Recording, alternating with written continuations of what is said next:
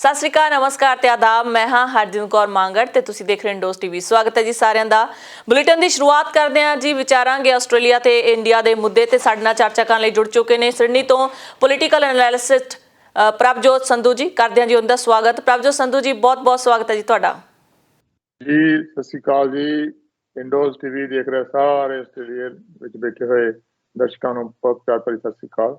ਸੰਧੂ ਸਾਹਿਬ, new south Wales Sydney ਦੇ ਵਿੱਚ ਲਗਾਤਾਰ ਕੋਵਿਡ ਕੇਸਿਸ ਆ ਰਹੇ ਨੇ। ਹੁਣ ਫਿਰ ਤੋਂ ਹਸਪੀਟਲ ਦੇ ਵਿੱਚ ਸੁਣਿਆ ਕਿ ਕੇਸਿਸ ਆ ਰਹੇ ਨੇ।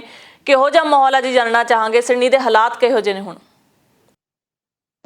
ਦੇਖੋ, ਇੱਕ ਤਰ੍ਹਾਂ ਨਾਲ ਇਹ ਯੁੱਧ ਚੱਲ ਰਿਹਾ ਕੋਵਿਡ ਦਾ ਤੇ ਸਾਡੀ ਨਿਊ ਸਾਊਥ ਵੇਲਜ਼ ਦੀ ਸਰਕਾਰ ਆਪਣੇ ਵੱਲੋਂ ਕੋਈ ਚੀਜ਼ ਜਿਹੜੀ ਆ ਉਹ ਅਨਟਰਨਡ ਨਹੀਂ ਛੱਡਦੀ। ਕੋਈ ਵੀ ਪੱਥਰ ਜਿਹੜਾ ਆ ਉਹਨੂੰ ਹੱਕ ਐਵਰੀ ਪੋਸੀਬਲ ਐਫਰਟ ਸਰਕਾਰ ਕਰ ਰਹੀ ਹੈ ਆਪਣੇ ਵੱਲੋਂ। ਲੋਕਡਾਊਨ ਲਾ ਲਏ ਨੇ, ਕਰਫਿਊ ਲਾ ਕੇ ਦੇਖ ਲਿਆ। ਇਸ ਵੇਲੇ ਜਿਹੜਾ ਸਭ ਤੋਂ ਜ਼ਿਆਦਾ ਜ਼ੋਰ ਹੈ ਉਹ ਵੈਕਸੀਨੇਸ਼ਨ ਦੇ ਉੱਤੇ ਲੱਗਿਆ ਹੋਇਆ ਹੈ। ਸੋ ਇਹ ਆਪਾਂ ਸਾਰੇ ਹੀ ਜਾਣਦੇ ਹਾਂ ਕਿ ਵੈਕਸੀਨੇਸ਼ਨ ਜਿੰਨੀ ਜਲਦੀ ਸਾਰੀ ਪਾਪੂਲੇਸ਼ਨ ਵੈਕਸੀਨੇਟ ਹੋ ਜੂਗੀ ਉਹ ਉਨੀ ਜਲਦੀ ਇਹ ਖਤਰਾ ਜਿਹੜਾ ਉਹ ਟਾਲ ਸਕਦਾ ਆ। ਸੋ ਅੱਗੇ ਸੀਗਾ ਕਿ ਤੁਹਾਨੂੰ ਪਹਿਲਾਂ ਅਪੁਆਇੰਟਮੈਂਟ ਬੁੱਕ ਕਰਨੀ ਪੈਂਦੀ ਸੀਗੀ ਔਰ ਬਹੁਤ ਸਾਰੇ ਲੋਕ ਕਾਲ ਕਰ ਜਾਂਦੇ ਸੀਗੇ ਅਪੁਆਇੰਟਮੈਂਟ ਬੁੱਕ ਕਰਨ ਤੋਂ। ਔਰ ਹੁਣ ਤਕਰੀਬਨ ਹਰ ਇੱਕ LGA ਦੇ ਵਿੱਚ ਹੀ ਇਹ ਜਿਹੜੇ ਵਾਕ ਇਨ ਜਿਹੜੇ ਹੈਗੇ ਨੇ ਨਾ ਕਲੀਨਿਕਸ ਉਹ ਸ਼ੁਰੂ ਕੀਤੇ ਹੋਏ ਨੇ, ਜਿਹਦੇ 'ਚ ਜਦੋਂ ਜੀ ਕਰਦਾ ਤੁਸੀਂ ਜਾ ਕੇ ਵੈਕਸੀਨੇਸ਼ਨ ਆਪਣੀ ਏਰੀਆ ਲਵਾ ਸਕਦੇ ਹੋ। ਜ਼ਰੂਰੀ ਨਹੀਂ ਕਿ ਪਹਿਲਾਂ ਕਿਤੋਂ ਲਵਾਇਆ ਦੂਜਾ ਕਿਤੋਂ ਉੱਥੋਂ ਹੀ ਲਵਾਉਣਾ ਆ। ਕਿ ਤੁਸੀਂ ਪਹਿਲੀ ਵੈਕਸੀਨੇਸ਼ਨ ਕਿਸੇ ਹੋਰ ਸਬਰ ਤੋਂ ਲਾਈਏ, ਦੂਜੇ ਜਿੱਥੇ ਵੀ ਤੁਹਾਨੂੰ ਅਵੇਲੇਬਲ ਹੈਗੀ ਆ ਉਹ ਤੁਸੀਂ ਉੱਥੇ ਜਾ ਕੇ ਵੈਕਸੀਨੇਸ਼ਨ ਕਰਵਾ ਸਕਦੇ ਹੋ। ਇਹਦਾ ਅਲਟੀਮੇਟ ਸੋਲੂਸ਼ਨ ਤਾਂ ਜਿਵੇਂ ਸਮਝਿਆ ਜਾਂਦਾ ਉਹ ਇਹੀ ਆ ਕਿ ਜਿਹੜੀ ਵੈਕਸੀਨੇਸ਼ਨ ਆ, ਡਬਲ ਡੋਜ਼ ਵੈਕਸੀਨੇਸ਼ਨ ਹੋਣ ਤੋਂ ਬਾਅਦ ਅਸੀਂ ਆਪਣੇ ਆਪ ਨੂੰ ਸੁਰੱਖਿਅਤ ਮਹਿਸੂਸ ਕਰ ਸਕਾਂਗੇ। ਜਿਵੇਂ ਸਾਡੇ ਵੱਡੇ ਭਾਜੀ ਚਿੰਦਰ ਪੰਨੂ ਕਹਿੰਦੇ ਹੁੰਦੇ ਨੇ ਕਿ ਹੁਣ ਹਾਲਾਤ ਇਹ ਨੇ ਕਿ ਅਸੀਂ ਕੋਵਿਡ ਮੁਕਤ ਨਹੀਂ ਹੋ ਸਕਦੇ, ਸਾਨੂੰ ਕੋਵਿਡ ਨੂੰ ਨਾਲ ਚੱਲਣਾ ਪੈਣਾ ਆ ਤੇ ਕੋਵਿਡ ਦੇ ਨਾਲ ਮੁਕਾਬਲਾ ਕਰਨ ਵਾਸਤੇ ਆਪਣੇ ਸਰੀਰ ਦੇ ਵਿੱਚ ਲੋੜੀਂਦੇ ਜਿਹੜੇ ਹੈਗੇ ਨੇ ਇੰਜੈਕਸ਼ਨਸ ਉਹ ਲਵਾ ਕੇ ਰੱਖਣੇ, ਉਹੀ ਸਭ ਤੋਂ ਸਿਆਣਪ ਵਾਲੀ ਗੱਲ ਆ। ਜਿੰਨੀ ਜਲਦੀ ਲੋਕੀ ਲਵਾ ਰਹੇ ਨੇ, ਇਹਨਾਂ ਨੇ ਆਪਣਾ ਰੋਡ ਮੈਪ ਵੀ ਦਿੱਤਾ ਹੋਇਆ ਆ ਕਿ ਜਿਸ ਦਿਨ 70% ਪਾਪੂਲੇਸ਼ਨ ਜਿਹੜੀ ਆ ਉਹ ਡਬਲ ਡੋਜ਼ ਲੈ ਲੈਂਦੀ ਆ ਉਹ ਉਸੇ ਦਿਨ ਤੋਂ ਅਸੀਂ ਲੋਕਡਾਊਨ ਜਿਹੜੇ ਖੋਲ ਕੇ, ਕਿਉਂਕਿ ਲੋਕਾਂ ਦੇ ਵਿੱਚ ਅਜੇ ਵੀ ਵੈਕਸੀਨ ਲੈ ਕੇ ਵਿਸ਼ਵਾਸ ਯੋਗਤਾ ਬਣੀ ਹੋਈ ਹੈ। ਕਈ ਲੋਕੀ ਵੈਕਸੀਨ ਲਈ ਆ ਵੀ ਰਹੇ ਨੇ ਕਿਉਂਕਿ ਉਹ ਕਹਿੰਦੇ ਨਹੀਂ ਹੁੰਦੇ ਵੀ ਜਿਨ੍ਹਾਂ ਦੇ ਸਿਰ ਤੇ ਪੈਂਦੀ ਆ ਉਹਨਾਂ ਨੂੰ ਭੱਜਣਾ ਹੀ ਪੈਂਦਾ। ਬਾਰਡਰ ਦਾ ਬੜਾ ਵੱਡਾ ਰੇੜਕਾ ਖੜਾ ਕੀਤਾ ਹੋਇਆ ਕਿ ਇੰਟਰਨੈਸ਼ਨਲ ਬਾਰਡਰ ਉਦੋਂ ਹੀ ਖੁੱਲਣਗੇ ਜਦੋਂ 80 ਤੋਂ 90% ਜਿਹੜੇ ਵੈਕਸੀਨੇਟਡ ਪੀਪਲ ਹੋ ਜਾਣਗੇ। ਪਰ ਗੱਲ ਕਰੀਏ ਜੇਕਰ ਮੈਲਬਰਨ ਦੀ, ਜੀ ਮੈਲਬਰਨ ਕੰਸਟਰਕਸ਼ਨਸ ਵਰਕਰ ਜਿਨ੍ਹਾਂ ਨੂੰ ਆਪਾਂ ਨਿਰਮਾਣ ਕਾਮੇ ਕਹਿ ਦਿੰਦੇ ਹਾਂ ਜੀ ਪੰਜਾਬੀ ਦੇ ਵਿੱਚ, 4 ਦਿਨ ਹੋ ਗਏ ਆ ਜੀ ਲਗਾਤਾਰ ਪ੍ਰੋਟੈਸਟ ਕਰ ਰਹੇ ਨੇ ਤੇ ਪੁਲਿਸ ਨਾਲ ਕਾਫੀ ਝੜਪਾਂ ਵੀ ਹੋਈਆਂ ਨੇ, ਉਹਨਾਂ ਦੀਆਂ ਪੱਤਰਕਾਰਾਂ ਨਾਲ ਝੜਪਾਂ ਹੋਈਆਂ ਨੇ ਤੇ ਅਜੇ ਵੀ ਸੜਕਾਂ ਦੇ ਉੱਤੇ ਨੇ ਜੀ ਇਸੇ ਗੱਲ ਨੂੰ ਲੈ ਕੇ ਕਿ ਅਸੀਂ ਵੈਕਸੀਨੇਸ਼ਨ ਹੀ ਲੈਣੀ ਆ। ਦੇਖੋ, ਇਹ ਹਰ ਇੱਕ ਇੰਡੀਵਿਜੂਅਲ ਦੀ ਇਹ ਚੋਣ ਆ ਕਿ ਉਹਨੇ ਅਜੇ ਕੋਈ ਕਾਨੂੰਨ ਇਸ ਤਰ੍ਹਾਂ ਦਾ ਨਹੀਂ ਬਣਿਆ ਕਿ ਉਹਨਾਂ ਨੂੰ ਹਰ ਹਾਲਤ ਦੇ ਵਿੱਚ ਇਹ ਇੰਜੈਕਸ਼ਨ ਲਵਾਉਣਾ ਹੀ ਪੈਣਾ ਆ। ਈਵਨ ਇੰਡੀਆ ਦੇ ਵਿੱਚ ਤਾਂ ਸੁਪਰੀਮ ਕੋਰਟ ਤੱਕ ਕੇਸ ਚਲਾ ਗਿਆ ਸੀਗਾ, ਜਿੱਥੇ ਜਾ ਕੇ ਸੁਪਰੀਮ ਕੋਰਟ ਨੇ ਵੀ ਕਹਿ ਦਿੱਤਾ ਕਿ ਤੁਸੀਂ ਕਿਸੇ ਨੂੰ ਫੋਰਸ ਨਹੀਂ ਕਰ ਸਕਦੇ ਜੀ। ਬਟ ਜਿਵੇਂ ਕਿ ਕਹਿੰਦੇ ਨੇ ਕਿ ਸਾਰਿਆਂ ਦੀ ਸੁਰੱਖਿਆ ਦੇ ਮੱਦੇਨਜ਼ਰ ਰੱਖਦਿਆਂ ਹੋਇਆਂ ਸਾਨੂੰ ਇਹਨਾਂ ਹੁਕਮਾਂ ਦੀ ਪਾਲਣਾ ਕਰਨੀ ਚਾਹੀਦੀ ਆ। ਜਿਵੇਂ ਹੁਣ ਜੇ ਆਪਾਂ ਇਹ ਮੰਨ ਲਈਏ ਕਿ ਉਹ ਕਹਿੰਦੇ ਨੇ ਕਿ ਸਾਨੂੰ ਕਾਮੇ ਕਹਿ ਰਹੇ ਨੇ ਕਿ ਸਾਨੂੰ ਕੁਝ ਨਹੀਂ ਹੁੰਦਾ, ਅਸੀਂ ਇੰਜੈਕਸ਼ਨ ਨਹੀਂ ਲਵਾਉਣਾ, ਉਹਨਾਂ ਦੇ ਕੰਸਰਨਸ ਆਪਣੀ ਜਗ੍ਹਾ ਦੇ ਉੱਤੇ ਨੇ। ਪਰ ਜੇ ਦੂਜੇ ਪਾਸੇ ਵੇਖੀਏ, ਜੇ ਉਹਨਾਂ ਦੇ ਇੰਜੈਕਸ਼ਨ ਨਾ ਲਵਾਉਣ ਕਰਕੇ ਬਾਕੀ ਦੀ ਪਾਪੂਲੇਸ਼ਨ ਜਾਂ ਬਾਕੀ ਦੇ ਲੋਕ ਜਿਹੜੇ ਨੇ ਉਹ ਆਪਣੇ ਆਪ ਨੂੰ ਖਤਰਾ ਮਹਿਸੂਸ ਕਰਦੇ ਨੇ ਤਾਂ ਉਹ ਸਾਡੀ ਜ਼ਿੰਮੇਵਾਰੀ ਬਣ ਜਾਂਦੀ ਆ ਕਿ ਅਸੀਂ ਆਪਣੇ ਨਾਲ ਬਾਕੀਆਂ ਦਾ ਵੀ ਖਿਆਲ ਰੱਖੀਏ। ਜਿਵੇਂ ਕਿ ਐਗਜ਼ਾਮਪਲ ਦਿੰਦੇ ਹੁੰਦੇ ਆ ਕਿ ਕੋਈ ਬੰਦਾ ਕਹਿੰਦਾ ਕਿ ਮੈਂ ਤਾਂ ਅੱਧੀ ਬੋਤਲ ਪੀ ਕੇ ਸ਼ਰਾਬ ਗੱਡੀ ਚਲਾ ਸਕਦਾ ਆ ਤੇ ਮੈਨੂੰ ਕੌਨਫੀਡੈਂਟ ਆ ਕਿ ਮੈਂ ਐਕਸੀਡੈਂਟ ਨਹੀਂ ਕਰੂੰਗਾ। ਪਰ ਜੇ ਇਹਦਾ ਤਰਕ ਵੇਖਿਆ ਜਾਵੇ ਤਾਂ ਤਰਕ ਇਹ ਹੁੰਦਾ ਹੈ ਕਿ ਤੁਸੀਂ ਜੇ ਤੁਸੀਂ ਤਾਂ ਅੱਧੀ ਬੋਤਲ ਪੀ ਕੇ ਚਲਾ ਰਹੇ ਹੋ, ਤੁਸੀਂ ਤਾਂ ਆਪਣੇ ਆਪ ਨੂੰ ਰਿਸਕ ਤੇ ਪਾ ਲਿਆ। ਬਟ ਜੇ ਤੁਹਾਡੀ ਇੱਕ ਵੀ ਭੁੱਲ ਦੇ ਨਾਲ ਕਿਸੇ ਹੋਰ ਬੰਦੇ ਦੀ ਜਿਹਨੇ ਨਹੀਂ ਪੀਤੀ ਹੋਈ ਉਹਦੀ ਜਾਨ ਚਲੇ ਜਾਂਦੀ ਆ ਤਾਂ ਉਹਦਾ ਕੀ ਕਸੂਰ ਆ। ਸੋ ਇਸ ਸਿਧਾਂਤ ਨੂੰ ਵੇਖਦਿਆਂ ਹੋਇਆਂ ਜਿੱਥੇ ਤੱਕ ਹੋ ਸਕੇ ਇੰਜੈਕਸ਼ਨ ਜਿਹੜੇ ਜਿੰਨੀ ਜਲਦੀ ਲਵਾ ਲੈਣੇ ਚਾਹੀਦੇ ਨੇ। ਜੇ ਬਹੁਤ ਗਿਣਤੀ ਪਾਪੂਲੇਸ਼ਨ ਲਵਾ ਰਹੀ ਆ ਤੇ ਇਸ ਤਰ੍ਹਾਂ ਦੀ ਜ਼ਿੱਦ ਕਰਨ ਤੋਂ ਸਾਨੂੰ ਗੁਰੇਜ਼ ਕਰਨਾ ਚਾਹੀਦਾ। ਜਿੰਨੀ ਜਲਦੀ ਪਾਪੂਲੇਸ਼ਨ ਜਿਹੜੀ ਆ ਉਹ ਵੈਕਸੀਨੇਟ ਹੋਊਗੀ, ਉਨੀ ਜਲਦੀ ਜ਼ਿੰਦਗੀ ਜਿਹੜੀ ਆ ਉਹ ਆਮ ਵਾਂਗ ਚਾਲੂ ਹੋਊਗੀ। ਸੋ ਦੁਆ ਕਰੀਏ ਕਿ ਸਾਰਿਆਂ ਨੂੰ ਇਹ ਸਮਝ ਆਵੇ, ਸਾਰੇ ਜਿਹੜੇ ਨੇ ਜਲਦੀ ਤੋਂ ਜਲਦੀ ਇੰਜੈਕਸ਼ਨ ਲਵਾ ਕੇ ਤੇ ਜ਼ਿੰਦਗੀ ਜਿਹੜੀ ਆ ਉਹ ਆਪਣੀ ਲੀਹ ਤੇ ਚੱਲ ਸਕੇ। ਜੀ, ਨਿਊ ਸਾਊਥ ਵੇਲਸ ਦੇ ਵਿੱਚ ਲੋਕ ਜਿਹੜੇ ਹੈਗੇ ਨੇ ਜੀ ਗਵਰਨਮੈਂਟ ਦੇ ਨਾਲ ਕੋਆਪਰੇਟ ਕਰ ਰਹੇ ਨੇ, ਕਿਉਂਕਿ ਲੋਕਡਾਊਨ ਨੂੰ ਲੈ ਕੇ ਉਹਨਾਂ ਪ੍ਰੋਟੈਸਟ ਜ਼ਰੂਰ ਕੀਤਾ ਸੀ, ਪਰ ਵੈਕਸੀਨ ਨੂੰ ਲੈ ਕੇ ਉਹਨਾਂ ਨੇ ਕੋਈ ਅਜਿਹੀ ਪ੍ਰੋਟੈਸਟ ਨਹੀਂ ਕੀਤਾ ਜਾਂ ਅਜਿਹਾ ਸਰਕਾਰ ਵਿਰੁੱਧ ਨਹੀਂ ਗਏ ਨੇ। ਕਿੰਨਾ ਕੁ ਲੱਗਦਾ ਜੀ, ਕਿੰਨੇ ਹੁਣ ਤੱਕ ਕੋਵਿਡ ਵੈਕਸੀਨ ਲੋਕੀ ਲੈ ਚੁੱਕੇ ਨੇ? ਕੋਵਿਡ ਵੈਕਸੀਨੇਸ਼ਨ ਜੇ ਆਪਾਂ LGA ਮੁਤਾਬਕ ਚੱਲੀਏ ਤਾਂ ਸਾਡਾ ਜਿਹੜਾ ਬਲੈਕਟਾਊਨ LGA ਆ, ਉਹਦੇ ਵਿੱਚ ਜਿਹੜੀ ਪਹਿਲੀ ਡੋਜ਼ ਆ ਉਹ ਮੋਰ ਦੈਨ 80% ਲੋਕੀ ਲਵਾ ਚੁੱਕੇ ਨੇ, ਔਰ ਸੈਕੰਡ ਡੋਜ਼ ਵੀ ਜਿਹੜੀ ਆ ਉਹ 55% ਤੋਂ ਉੱਪਰ ਲੱਗ ਚੁੱਕੀ ਆ। ਜਿਨ੍ਹਾਂ ਇਲਾਕਿਆਂ ਦੇ ਵਿੱਚ ਭਾਰਤੀ ਪਾਪੂਲੇਸ਼ਨ ਜ਼ਿਆਦੀ ਆ, ਪਾਉਂਡਸ ਆ, ਸਟੈਨਹੋਪ ਗਾਰਡਨਸ ਆ, ਜਿਹੜੀ ਪੱਛਮੀ ਸਿਡਨੀ ਜਿਹਨੂੰ ਕਹਿ ਲੈਂਦੇ ਨੇ, ਉਹਦੇ ਵਿੱਚ ਤਾਂ ਕੁਝ ਸਬਬ ਇਹੋ ਜਿਹੇ ਨੇ ਜਿੱਥੇ 90% ਤੱਕ ਜਿਹੜੀ ਆ ਉਹ ਫਸਟ ਡੋਜ਼ ਲੱਗ ਚੁੱਕੀ ਆ, ਔਰ 60-65 ਦੇ ਕਰੀਬ ਸੈਕੰਡ ਡੋਜ਼ ਲੱਗ ਚੁੱਕੀ ਆ। ਲੋਕਾਂ ਦੇ ਵਿੱਚ ਜਾਗਰਤੀ ਹੈਗੀ ਆ। ਜਿੰਨੀ ਕੁ ਇਸ ਏਰੀਏ ਤੇ ਦੇਖਿਆ ਜਾਵੇ ਤਾਂ ਇਹਨਾਂ ਨੇ ਕਾਫੀ ਜਿਹੜੀ ਆ ਇੰਜੈਕਸ਼ਨ ਲਵਾ ਲਏ ਹੋਏ ਨੇ। ਓਵਰਆਲ ਨਿਊ ਸਾਊਥ ਵੇਲ ਦੀ ਜਿਹੜੀ ਆ ਆਈ ਥਿੰਕ ਮੋਰ ਦੈਨ 50% ਜਿਹੜੇ ਨੇ ਉਹ ਫਸਟ ਡੋਜ਼ ਲਵਾ ਚੁੱਕੇ ਨੇ ਤੇ nearly more than 40% second dose ਵੀ ਲਵਾ ਚੁੱਕੇ ਨੇ। ਬੜੀ ਤੇਜ਼ੀ ਨਾਲ ਇਹ ਵੱਧ ਰਿਹਾ ਆ। ਜਿਹੜਾ ਆਹ ਵਾਲਾ ਸਹੂਲਤ ਦਿੱਤੀ ਇਹਨਾਂ ਨੇ ਵਾਕ ਇਨ ਵਾਲੀ, ਉਸ ਸਹੂਲਤ ਦੇ ਨਾਲ ਬਹੁਤ ਤੇਜ਼ੀ ਨਾਲ ਲੋਕੀ ਲਵਾ ਰਹੇ। ਬੜੀਆਂ ਲੰਮੀਆਂ ਲਾਈਨਾਂ ਸ਼ਨੀਚਰਵਾਰ ਨੂੰ ਤੁਸੀਂ ਸਵੇਰੇ 8 ਵਜੇ 9 ਵਜੇ ਹੀ ਦੇਖ ਸਕਦੇ ਹੋ ਇੰਜੈਕਸ਼ਨ ਲਵਾਉਣ ਵਾਸਤੇ। ਸੋ ਅਸੀਂ ਉਮੀਦ ਕਰਦੇ ਹਾਂ ਇਹਨਾਂ ਦੇ ਰੋਡ ਮੈਪ ਮੁਤਾਬਕ ਤਾਂ 15 ਅਕਤੂਬਰ ਤੱਕ ਸਾਡਾ ਨਿਊ ਸਾਊਥ ਵੇਲ ਦੇ ਲੋਕਡਾਊਨ ਵਗੈਰਾ ਜਿਹੜੇ ਨੇ ਉਹ ਖੁੱਲ੍ਹ ਜਾਣੇ ਚਾਹੀਦੇ ਨੇ ਜੀ। ਸੰਧੂ ਸਾਹਿਬ, ਗੱਲ ਕਰਦੇ ਹਾਂ ਜੀ ਪੰਜਾਬ ਦੀ, ਕਿਉਂਕਿ ਪੰਜਾਬ ਦੇ ਚਲੰਤ ਮੁੱਦਿਆਂ ਤੇ ਤੁਹਾਡੀ ਪੈਣੀ ਨਜ਼ਰ ਹੁੰਦੀ ਆ। ਹਮੇਸ਼ਾ ਤੁਹਾਡੇ ਸੋਸ਼ਲ ਮੀਡੀਆ ਦੇ ਉੱਤੇ ਕੁਛ ਨਾ ਕੁਛ ਅਜਿਹੀਆਂ ਟੀਕਾ ਟਿੱਪਣੀਆਂ ਕੀਤੀਆਂ ਹੁੰਦੀਆਂ ਨੇ। ਚਰਨਜੀਤ ਚੰਨੀ ਜੋ ਕਿ ਹੁਣੇ ਮੁੱਖ ਮੰਤਰੀ ਬਣਾਏ ਗਏ ਨੇ, ਕੈਪਟਨ ਸਿੱਧੂ ਸਾਬਕਾ ਮੁੱਖ ਮੰਤਰੀ ਬਣ ਗਏ ਨੇ, ਤੇ ਨਾਲ ਹੀ ਨਵਜੋਤ ਸਿੱਧੂ ਜਿਨ੍ਹਾਂ ਦੀ ਗੱਲ ਨਿਕਲ ਕੇ ਆ ਰਹੀ ਹੈ ਕਿ ਚੰਨੀ ਦੇ ਨਾਲ ਇਸ ਤਰ੍ਹਾਂ ਚਿੰਬੜੇ ਹੋਏ ਨੇ ਜਿੱਦਾਂ ਇੱਕ ਭਵਰੇ ਦੇ ਨਾਲ, ਫੁੱਲ ਦੇ ਨਾਲ ਭਵਰਾ ਚਿੰਬੜਿਆ ਹੋਵੇ, ਕਿ ਨਵਜੋਤ ਸਿੰਘ ਸਿੱਧੂ ਜੋ ਚੰਨੀ ਨੂੰ ਕਹਿ ਰਹੇ ਨੇ ਉਸੇ ਤਰੀਕੇ ਨਾਲ ਹਾਂ ਕਰਦਾ ਜਾਂਦਾ ਕਿ ਚੰਨੀ ਜਿਹੜੇ ਹੈਗੇ ਨੇ ਨਵਜੋਤ ਸਿੰਘ ਸਿੱਧੂ ਦੀ ਕਠਪੁਤਲੀ ਬਣਦੇ ਨਜ਼ਰ ਆ ਰਹੇ ਨੇ। ਕੀ ਲੱਗਦਾ ਹੈ ਕਿ ਕਾਂਗਰਸ ਦੀ ਸਿਆਸਤ ਦੇ ਵਿੱਚ ਇਹ ਫੇਰ ਬਦਲ ਕਿੰਨਾ ਕੁ ਚੰਗਾ ਸਾਬਤ ਹੋਵੇਗਾ?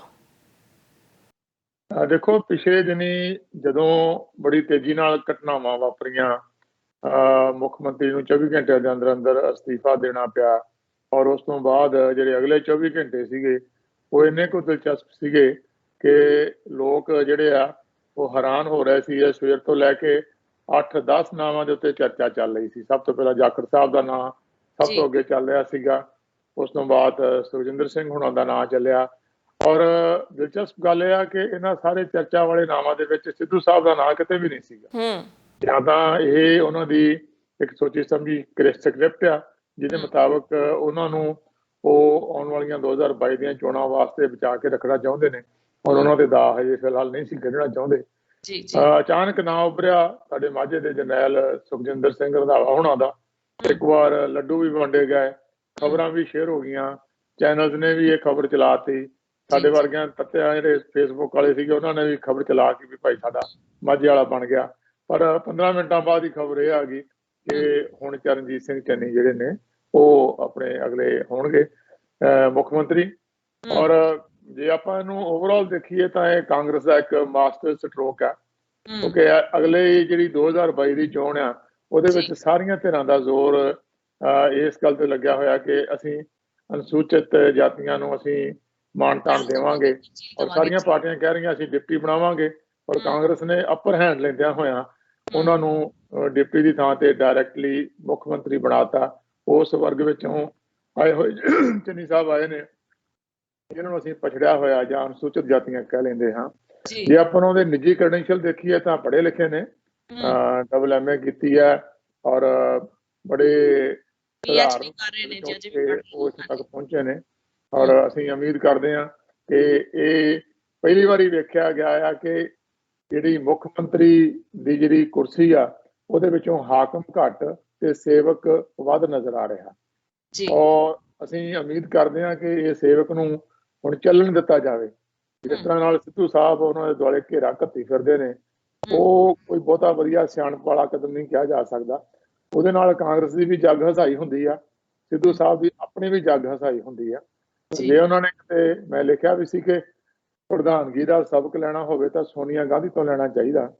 ਤੇ ਸੋਨੀਆ ਗਾਂਧੀ ਉਦੋਂ ਡਾਕਟਰ ਮਨਮੋਹਨ ਸਿੰਘ ਹੁਣਾਂ ਨੂੰ ਪ੍ਰਧਾਨ ਮੰਤਰੀ ਬਣਾਉਣ ਦੇ ਵਿੱਚ ਰੋਲ ਉਹਨਾਂ ਦਾ ਸੀ, ਪਰ ਕਦੇ ਵੀ ਇਹਨਾਂ ਵਾਂਗੂ ਉਹਨੇ ਹੁੱਬ ਕੇ ਇਹ ਥਾਂ ਥਾਂ ਦੇ ਉੱਤੇ ਪ੍ਰਚਾਰ ਨਹੀਂ ਸੀ ਕੀਤਾ ਕਿ ਮਨਮੋਹਨ ਸਿੰਘ ਮੇਰਾ ਬੰਦਾ ਆ। ਜਿਸ ਤਰ੍ਹਾਂ ਸਿੱਧੂ ਸਾਹਿਬ ਕਹਿੰਦੇ ਚੰਨੀ ਬਾਈ, ਉਦਾਂ ਕਦੇ ਸੋਨੀਆ ਨੇ ਨਹੀਂ ਕਿਹਾ ਕਿ ਮੁੰਡੇ ਨੂੰ ਮੈਂ ਬਣਾਇਆ ਆ। ਸੋ ਉਹ ਉਹਨਾਂ ਨੂੰ ਸਿਆਣਪ ਤੋਂ ਕੰਮ ਲੈਂਦਿਆਂ ਹੋਇਆਂ, ਠੀਕ ਆ ਜੇ ਸੱਚ ਵੀ ਹੋਵੇ ਕਿ ਉਹਨਾਂ ਨੇ ਬਣਵਾਇਆ ਆ, ਤਾਂ ਪਰਦੇ ਦੇ ਪਿੱਛੇ ਰਹਿ ਕੇ ਆਪਣਾ ਉਹਨਾਂ ਨੂੰ ਜੋ ਕੁਝ ਵੀ ਆਪਣੇ ਕੰਮ ਕਰਵਾਉਣੇ ਚਾਹੁੰਦੇ ਨੇ ਜਾਂ ਜੋ ਕੁਝ ਵੀ ਕਿੱਦਾਂ ਕਰਾਉਣਾ ਚਾਹੁੰਦੇ ਨੇ, ਉਹ ਪਰਦੇ ਦੇ ਪਿੱਛੇ ਰਹਿ ਕੇ ਵੀ ਕਰਵਾਇਆ ਜਾ ਸਕਦਾ ਆ। ਇਹ ਜ਼ਰੂਰੀ ਨਹੀਂਗਾ ਕਿ ਹਰ ਕਾਨਫਰੰਸ ਦੇ ਵਿੱਚ, ਪ੍ਰੈਸ ਕਾਨਫਰੰਸ ਵਿੱਚ ਅੱਗੇ ਹੋ ਕੇ ਸਾਰੀ ਜਨਤਾ ਨੂੰ ਦੱਸਿਆ ਜਾਵੇ ਕਿ ਇਹ ਮੁੱਖ ਮੰਤਰੀ ਮੈਂ ਲਵਾਇਆ ਆ। ਮਨਪ੍ਰੀਤ ਬਾਦਲ ਦਾ ਚਿਹਰਾ ਨਜ਼ਰ ਨਹੀਂ ਆ ਰਿਹਾ ਜੀ ਇਸ ਗਰੁੱਪ ਦੇ ਨਾਲ। ਹਾਂਜੀ। ਸੋ ਇਹ ਕੁੱਲ ਮਿਲਾ ਕੇ ਵੇਖਿਆ ਜਾਵੇ ਤਾਂ ਕਾਂਗਰਸ ਵਾਸਤੇ ਬਹੁਤ ਵੱਡਾ ਹੁਲਾਰਾ ਆ। ਜਿਹੜੀ ਕਾਂਗਰਸ ਪਛੜ ਰਹੀ ਸੀਗੀ ਉਹ ਇਸ ਵੇਲੇ ਸਭ ਤੋਂ ਅੱਗੇ ਚੱਲ ਰਹੀ ਆ ਜੇ ਆਪਾਂ ਚੋਣਾਂ ਨੂੰ ਵੇਖ ਕੇ ਚੱਲੀਏ। ਪਰ ਜਿਹੜਾ ਲਗਾਤਾਰ ਇਹ ਪ੍ਰਭਾਵ ਦਿੱਤਾ ਜਾ ਰਿਹਾ ਕਿ ਇਹ ਨਾਈਟ ਵਾਚਮੈਨ ਆ ਚਰਨਜੀਤ ਚੰਨੀ, ਉਹ ਵੀ ਕੋਈ ਚੰਗਾ ਪ੍ਰਭਾਵ ਨਹੀਂ ਹੈਗਾ। ਕਿਉਂਕਿ ਜੇ ਇਸ ਗੱਲ ਦੀ ਭਾਲ ਖੱਟਣੀ ਆ ਕਾਂਗਰਸ ਨੇ ਕਿ ਅਸੀਂ ਅਨੁਸੂਚਿਤ ਜਾਤੀਆਂ ਨੂੰ ਸਤਿਕਾਰ ਦੇ ਰਹੇ ਹਾਂ, ਤਾਂ ਉਹ ਇਹ ਪ੍ਰਭਾਵ ਖਤਮ ਕਰਨਾ ਪਊਗਾ ਕਿ ਇਹ 100 ਦਿਨਾਂ ਦੇ ਮੁੱਖ ਮੰਤਰੀ ਆ ਤੇ ਅਗਲਾ ਜਿਹੜਾ ਮੁੱਖ ਮੰਤਰੀ ਆ ਉਹ ਚਿਹਰਾ ਸਾਡਾ ਨਵਜੋਤ ਸਿੰਘ ਸਿੱਧੂ ਹੋਊਗਾ। ਫੈਸਲਾ ਜੋ ਮਰਜ਼ੀ ਕਰੇ ਕਾਂਗਰਸ, ਪਰ ਹਾਲ ਦੀ ਘੜੀ ਜੇ ਪ੍ਰਚਾਰ ਕਰਦੇ ਨੇ ਤਾਂ ਜਿਹੜੀ ਭਾਲ ਮਿਲ ਰਹੀ ਆ ਉਹ ਆਉਣ ਵਾਲੇ ਦਿਨਾਂ ਵਿੱਚ ਖੁਰ ਜਾਊਗੀ। ਦੂਜੀਆਂ ਪਾਰਟੀਆਂ ਇਹਦਾ ਨਜਾਇਜ਼ ਫਾਇਦਾ ਲੈਣਗੀਆਂ। ਸੰਧੂ ਸਾਹਿਬ, ਮਨਪ੍ਰੀਤ ਸਿੰਘ ਬਾਦਲ ਜੋ ਕਿ ਖਜ਼ਾਨਾ ਮੰਤਰੀ ਨੇ ਕਾਂਗਰਸ ਦੇ, ਉਹਨਾਂ ਦਾ ਚਿਹਰਾ ਨਜ਼ਰ ਨਹੀਂ ਆ ਰਿਹਾ ਜੀ ਇਸ ਗਰੁੱਪ ਦੇ ਨਾਲ। ਦੇਖੋ, ਮੈਂ ਮਨਪ੍ਰੀਤ ਬਾਦਲ ਹੁਣਾਂ ਨੂੰ ਬਹੁਤ ਸੂਝਵਾਨ ਵਿਅਕਤੀ ਗਿਣਦਾ ਆ। ਉਹ ਪਰਦੇ ਦੇ ਪਿੱਛੇ ਰਹਿ ਕੇ ਸਾਰਾ ਕੁਝ ਕਰ ਰਹੇ ਨੇ। ਚੰਨੀ ਹੁਣਾਂ ਦਾ ਨਾਂ ਸੁਝਾਉਣਾ, ਉਹਨਾਂ ਨੂੰ ਅੱਗੇ ਲੈ ਕੇ ਆਉਣਾ, ਉਹਦੇ ਵਿੱਚ ਮੁੱਖ ਰੋਲ ਮਨਪ੍ਰੀਤ ਬਾਦਲ ਹੁਣਾਂ ਦਾ ਰਿਹਾ ਆ। ਪਰ ਉਹ ਆਪਣੇ ਠੰਡੇ ਸੁਭਾਅ ਕਾਰਨ, ਆਪਣੇ ਸ਼ਾਂਤ ਸੁਭਾਅ ਕਾਰਨ ਅੱਗੇ ਭੁੜਕ ਕੇ ਨਹੀਂ ਚੱਲ ਰਹੇ। ਪਰ ਲੋਕਾਂ ਨੂੰ ਪਤਾ ਆ ਕਿ ਇਸ ਸਾਰੇ ਦੇ ਪਿਛਲੇ ਪਾਸੇ ਮਨਪ੍ਰੀਤ ਹੁਣਾਂ ਦਾ ਨਾਂ ਆ। ਜਿਹੜਾ ਬੰਦਾ ਚੁੱਪ ਕਰਕੇ ਚੱਲਦਾ ਆ ਉਹਦਾ ਸਤਿਕਾਰ ਜਿਹੜਾ ਆ ਉਹ ਵੱਧ ਹੁੰਦਾ ਆ।